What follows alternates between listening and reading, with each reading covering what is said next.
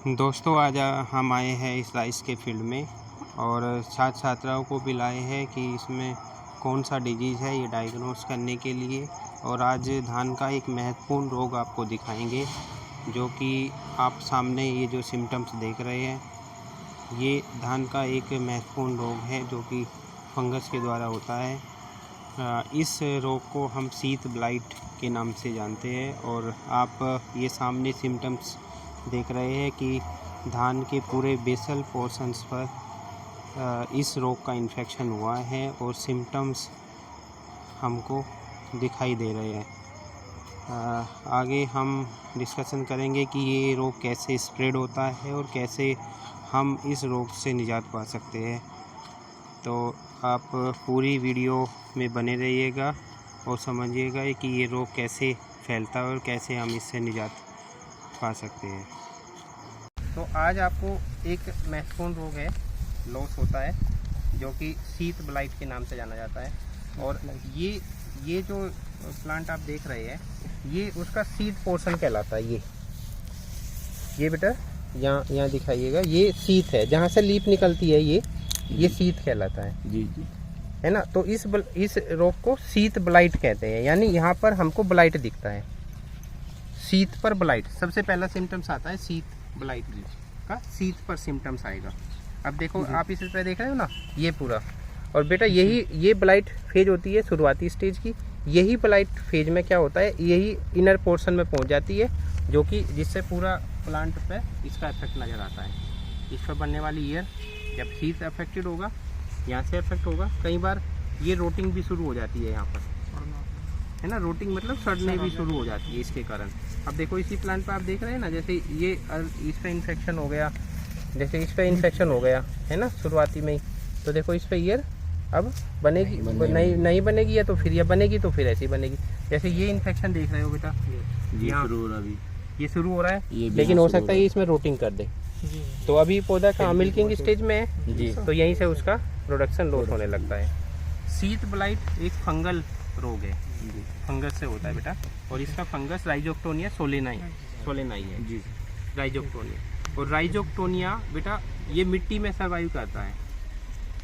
जैसे हम आपको बताते हैं ना कि 3 तरह के रोग होते हैं, एक तो सीड बोर्न, सॉइल बोर्न और एयर बोर्न, यानी जिसका पैथोजन जिस माध्यम से आता है उसी को वही डिजीज कहते हैं। सॉइल बोर्न पैथोजन यानी सॉइल में उसका पैथोजन रहता है। यहाँ पर बेटा ये सॉइल बोर्न डिजीज मानी जाती है, यानी जो इसका राइजोक्टोनिया है ये कहाँ बेटा सर्वाइव करता है, सॉइल में सर्वाइव करता है। सॉइल उसका माइसीलियम रह सकता है।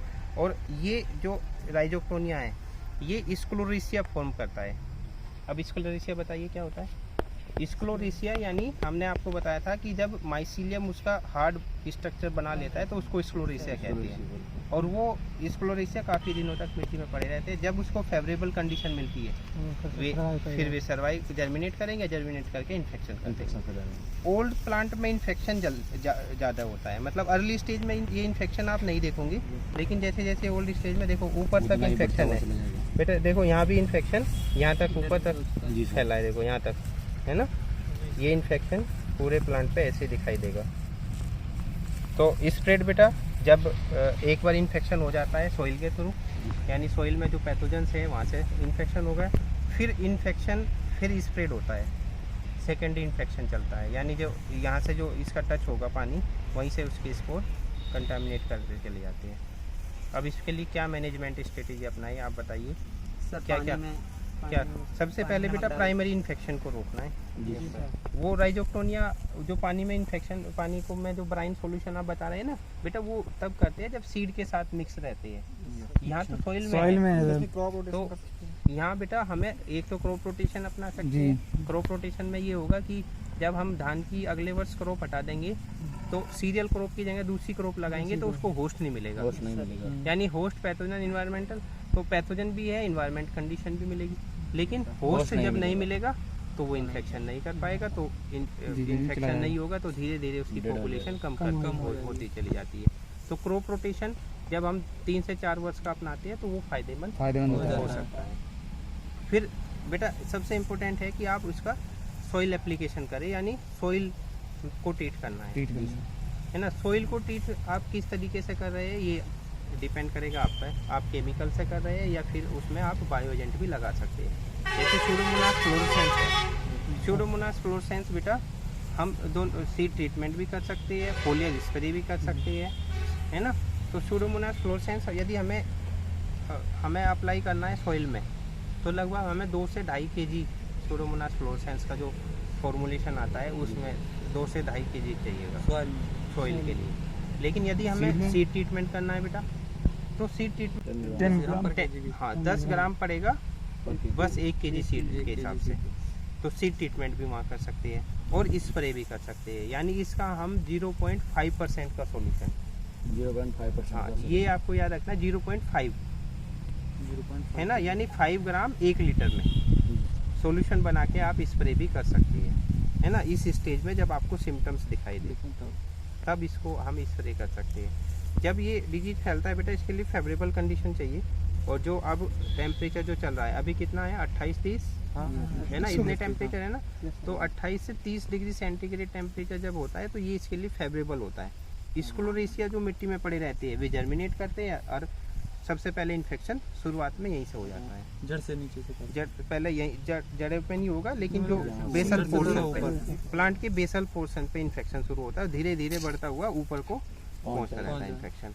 कई बार इन्फेक्शन यहाँ तक इसकी ईयर तक पहुँच जाता है, यहाँ तक ये भी यहाँ भी सिम्टम्स आपको दिखाई देंगे, जिससे प्रोडक्शन तो घटता ही है, क्वांटिटी तो कम होगी, साथ ही साथ इसकी क्वालिटी भी लॉस हो जाती है। जब सिम्टम्स यहाँ तक आते हैं तो क्वालिटी भी लॉस हो जाती है। तो हार्मफुल रोग है बेटा, फंगल डिजीज है ना, राइजोक्टोनिया से होती है। दूसरा यदि आप इस स्टेज में देखो तो यहीं आप इसको एक केमिकल स्प्रे भी कर सकते हैं। केमिकल स्प्रे आप किसी भी एक सिस्टेमिक फंजीसाइड से, जैसे कार्बेंडाजिम आती है या प्रोपिकोनाजोल आती है, तो उसका हमको 0.1% का सॉल्यूशन है ना, 0.1%। स्यूडोमोनास फ्लोरोसेंस हमने कितना बताया 0.5%, और ये 0.1%, यानी 1 ग्राम पड़ेगा 1 लीटर या 1 ml 1 लीटर। वो सॉल्यूशन बना के हम इसको यहीं पर स्प्रे कर सकते हैं। तो वो जो केमिकल होगा वो डायरेक्ट इस फंगस को किल करेगा, तो इसको स्प्रेड होने से आगे फर्दर इसको रोक देगा, है ना। और आपका कोई क्वेश्चन हो इससे रिलेटेड पूछ सकते हो शीत ब्लाइट से। ये बेटा सिम्टम्स दिखा दीजिएगा यहाँ, ये सिम्टम्स, और थोड़ा सा फील्ड के भी दिखाइएगा नीचे जो शीत ब्लाइट, जैसे कि ये यहाँ ये दिखाइएगा, ये जैसे ये अर्ली स्टेज का सिम्टम्स है ना, ये बेटा यहाँ से